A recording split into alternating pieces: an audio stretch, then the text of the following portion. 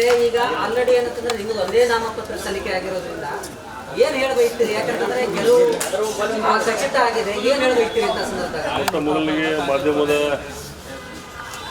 ಮಿತ್ರರಿಗೆ ಸ್ವಾಗತವನ್ನು ಕೋರಿ, ಇವತ್ತು ಪ್ರತಿಷ್ಠಿತ BDCC ಬ್ಯಾಂಕಿನ ಚುನಾವಣೆಯಲ್ಲಿ ಇವತ್ತು ನಾಮಪತ್ರ ಸಲ್ಲಿಕೆಯ ಕೊನೆಯ ದಿನಾಂಕ ಇರುವುದರಿಂದ ನಮ್ಮ ಯರಗಟ್ಟಿ ತಾಲೂಕಿನ ಯರಗಟ್ಟಿ ಕ್ಷೇತ್ರದಿಂದ ಯಾರೂ ಕೂಡ ನನ್ನ ಹೊರತು ನಾಮಪತ್ರಿಕೆಯನ್ನು ಸಲ್ಲಿಸಿಲ್ಲ.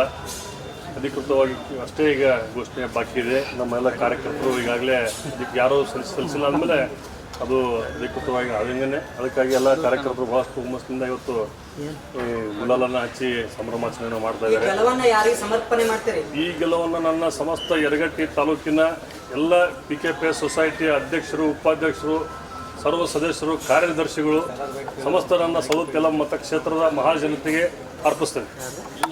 ಇದು ನಿಮ್ಮ ಜೊತೆ ನಿಂತ ನಾಯಕರು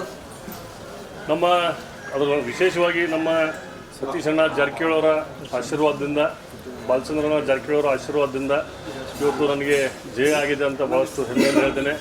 ಇವತ್ತು ನಾನು ಒಬ್ಬನೇ ಅಲ್ಲದೆ ನನಗೆ ಬಹುಶಃ ಆರು ಜನ ಅವಿರೋಧವಾಗಿ ಆಯ್ಕೆಯಾಗಿದ್ದಾರೆ.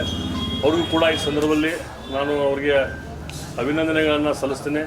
ಇವತ್ತು ಅವಿರೋಧವಾಗಿ ಆಯ್ಕೆಯಾಗಿರುವಂಥ 6 ಜನ ಏನಿದ್ದೀವಿ, ಅದು ನಮ್ಮ ಜಾರಕಿಹೊಳಿ ಪೆನ್ನಲ್ ಅವರ ಒಂದು ಗೆಲುವು ಮುನ್ಸೂಚನೆಯಲ್ಲಿ ಶುರುವಾಗಿದೆ. ಅತಿ ಶೀಘ್ರದಲ್ಲಿ ಅಕ್ಟೋಬರ್ 19ನೇ ತಾರೀಕು ನಮ್ಮ ಜಾರಕಿಹೊಳಿ ಪೆನ್ನಲ್ ಸುಮಾರು 13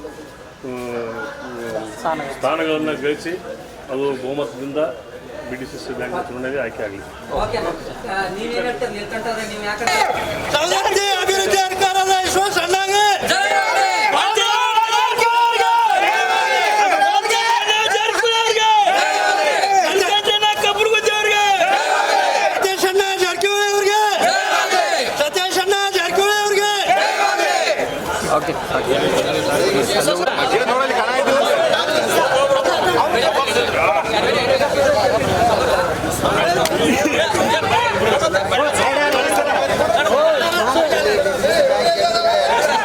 ಸೈಡ್ ಬರ್ರಿ.